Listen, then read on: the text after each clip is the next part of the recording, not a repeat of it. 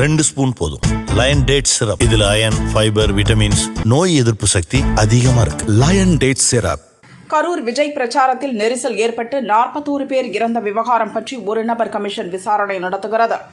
High court உத்தரவின் பேரில் அஸ்ரா கார்க் தலைமையிலான சிறப்பு புலனாய்வு குழுவும் விசாரணையை இன்று துவங்கியது. நெரிசலுக்கு விஜய்தான் காரணம், அவரை கைது செய்ய வேண்டுமென ஒரு சாராரும், அவர் மீது என்ன தவறு, உரிய பாதுகாப்பை அளிக்காத போலீஸ்தான் நெரிசலுக்கு காரணம் என இன்னொரு தரப்பும் கூறி வருகிறது. இந்த விவகாரத்தில் கரூர் மக்களுக்கு நீதி வேண்டும் என்பது உட்பட 5 அம்ச கோரிக்கைகளை வலியுறுத்தி இந்து மக்கள் கட்சி பிரச்சார இயக்கத்தை அறிவித்துள்ளது. கடந்த வாரத்தில் ஒரு பெரிய அறிவிப்பு தமிழக முதலமைச்சர் மு.க. ஸ்டாலின் என்ன அறிவிப்பு கொடுத்திருக்காருன்னா, 1ஆவதுல இருந்து 10ஆம் வகுப்பு படி அது வரைக்கும் படிக்கக்கூடிய முஸ்லீம் பெண் குழந்தைகளுக்கு மாதம் 1000 ரூபாய், வருஷம் 2000 ரூபாய். ஏன் என்ன இந்து குழந்தைகள் தமிழர்கள் என்ன பாவம் பண்ணோம்? ஏன் எங்க பெண் குழந்தைகளுக்கு உதவி தொகை கொடுக்க கூடாதா? இவர் என்ன ஒருதலை பட்சமாக முழுக்க முழுக்க இந்து மாணவர்களை, தமிழர்களை புறக்கணிக்கக்கூடிய வேலையை இந்த திராவிட மாடல் அரசாங்கம் செய்து கொண்டிருக்கிறது. இன்னொரு மிக முக்கியமான இயக்கத்தை 5 விஷயங்களை வலியுறுத்தி இந்து மக்கள் கட்சி முன்னெடுக்கிறது. Justice for Karur victims. கரூரிலே பலியான 41 உயிர்களுக்கு நீதி வேண்டும். அந்த நீதி எப்படி கிடைக்கும்? சிபிஐ விசாரணை தான். இந்த கண் துடைப்பு, அரசியல் நடவடிக்கை, இதனால எந்த பயனும் இல்லை. இதுக்கு காரணம் யாரு?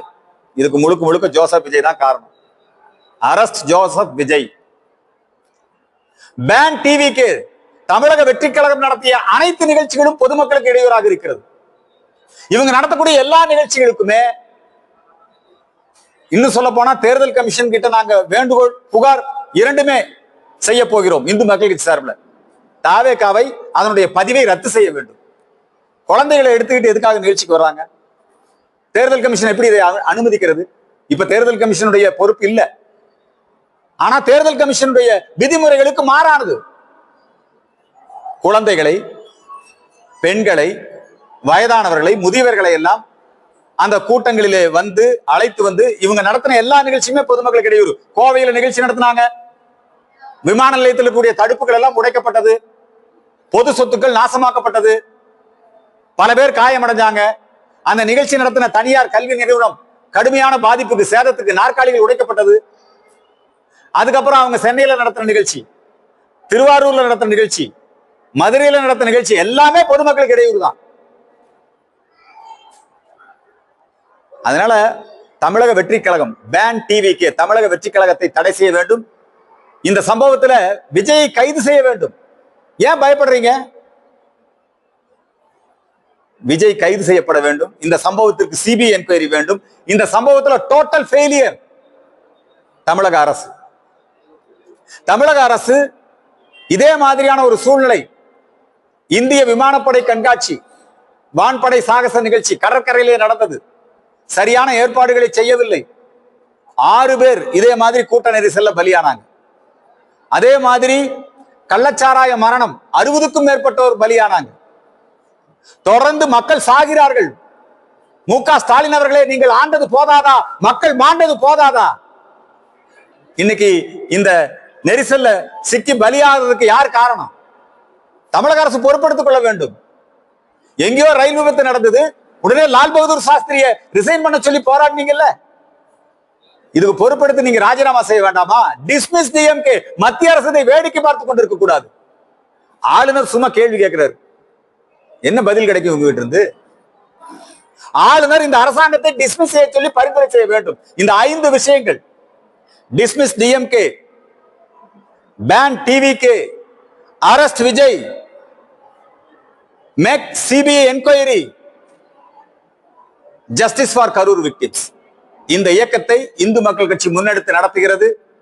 தமிழகத்திலே இதை நடைமுறைப்படுத்த வேண்டும் என்கிற ரீதியிலே இந்து மக்கள் கட்சி தன்னுடைய பிரச்சார விளம்பர நிகழ்ச்சிகளை வெகு சிறப்பாக செய்ய இருக்கிறது. வருகின்ற அக்டோபர் 17 இந்து மக்கள் கட்சியினுடைய மாநில செயற்குழு கூட்டம் கோவையிலே BMN திருமண மண்டபத்திலே தமிழ்நாடு முழுக்க 234 சட்டமன்ற தொகுதிகளிலும் தேர்தல் பணிகளை துவக்குவதற்காக, ஹிந்து ஓட்டு வங்கியை உருவாக்குவதற்கான அந்த மாநில செயற்குழு கூட்டம் நடைபெற இருக்கிறது.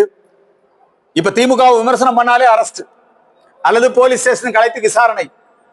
நேத்து நம்முடைய மாரிதாஸ் அவர்கள் அவரை கைது செய்து விசாரணைக்கு அழைத்து சென்றிருக்கிறார்கள்.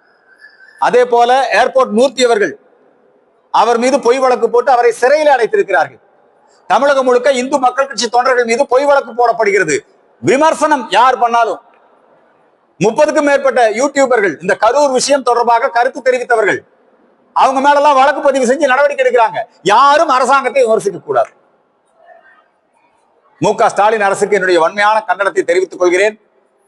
இந்த அடக்குமுறைகளை எல்லாம் மீறி மக்கள் 2026 தேர்தலிலே இந்த திராவிட மாடல் அரசாங்கத்திற்கு ஒரு பாடம் புகட்ட இருக்கிறார்கள் என்பதை இந்த நேரத்திலே தெரிவித்துக் கொள்கிறேன்.